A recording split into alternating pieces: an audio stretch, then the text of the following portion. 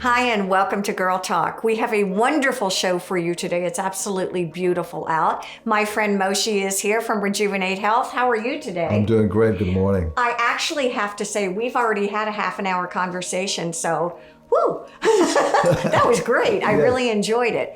We talked a lot today. It was really interesting. We started out talking about allergies and some of the things you do, and we ended up coming full circle to the benefits of self-love and really the emotional side of your practice also. Right. What I'd love to do is talk a little bit about your background and then some of the things you're doing at your program. Excellent. My background is actually OBGYN, a board certified OBGYN. So I delivered babies, I did surgeries for about 25 years. And it was very nice, felt great, delivered about 5,000 babies in my career. A lot of them 2 o'clock in the morning though. Of course, exactly. But as a lifelong learner, you took a shift in your practice. Yes, back in 2000, about 20 years ago to be exact, I actually moved to holistic medicine. And that's because my neck and back says, you're out of surgery. So I actually opened the door by, I think, design or just sheer luck. And I realized how much I didn't learn. Actually, they didn't teach me because prevention and diet and lifestyle and hormone equilibration, etc., are very, very important. And you talked about self-love, which is, again, another story. What started you on that path? The fact that I couldn't perform surgeries anymore, my neck and back. Oh. After 25 years of doing this, 5 hours a day, my neck said, you're out. So I don't know of anybody who wakes up one morning and says, today I'm going to become holistic medicine. Right. No. I found it by kind of, okay, what I'm going to do next. And the first thing I found was actually breast thermography. Oh, interesting. Which was, it's a modality instead of compression and radiation for breast. Right. And in our office, as you mentioned, we do the allergy testing, which is environmental, but we also can do also food allergies. Okay. Different way of doing it. One is blood testing, the other one is, of course, skin testing. And we use immune therapies that are very, very effective. That's one of the things we do. And other things are, yes. I was going to say, I would think in this time of COVID, people get confused between what is flu, what is cold, what is allergy, what is COVID. And you said you really comprehensively cover all of that. Well, absolutely. Again, we do COVID testing, but obviously what we do is actually rebuild your health base. Oh, I love it. Rebuild health base. Absolutely. Okay. Obviously, people come to us with complaints. Some of them just come to us because we do holistic medicine and anti-aging, etc. So they say, listen, I feel great, but I'm 70 or 60 or whatever the case may be. I would like to slow down the aging process, and we could do that too. But the majority of people come to us because they have a certain complaint or concern. So do you practice a lot of prevention? In other words, we're trained, we come in to see you when we don't feel good.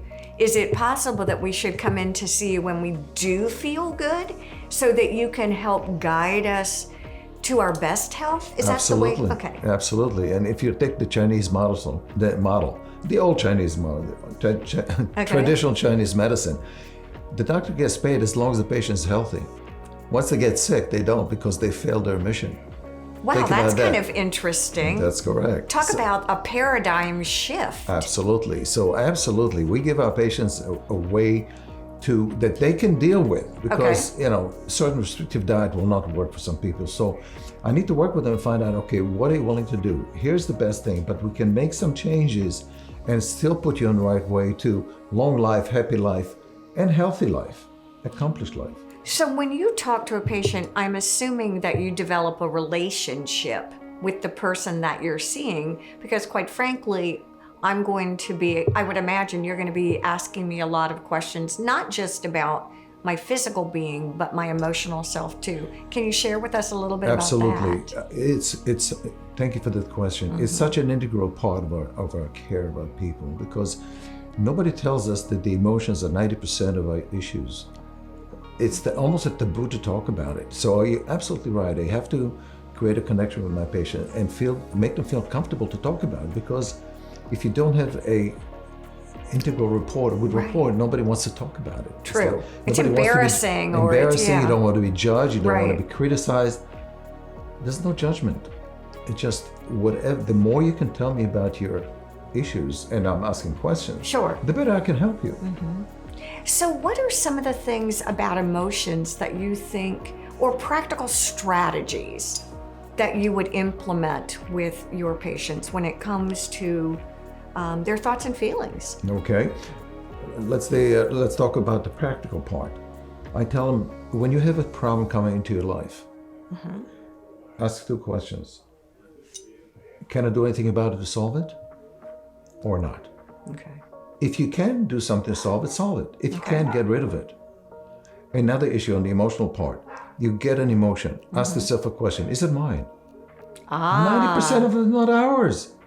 When and you don't have to know whose it is. It could be my That's mother, right. my father, my My sister, kids, my husband, whatever. Yes. If it's not yours, say the following: return to sender with consciousness attached. Oh, I love that. Okay, yes. And by that, you actually help them. Okay, so we spend a lot of energy on stuff that is not even ours. What's really interesting about that is, do you find that there are people who are fixers, maybe caretakers, maybe just their personalities and temperament types make them more prone to some illnesses? Good question. Absolutely so, and especially women, because they take care. Yeah. Absolutely. To the point of neglecting themselves. They have to fix everybody. Everybody calls them with their problem, and they never say no. And before they know it, they're so depleted that they get sick.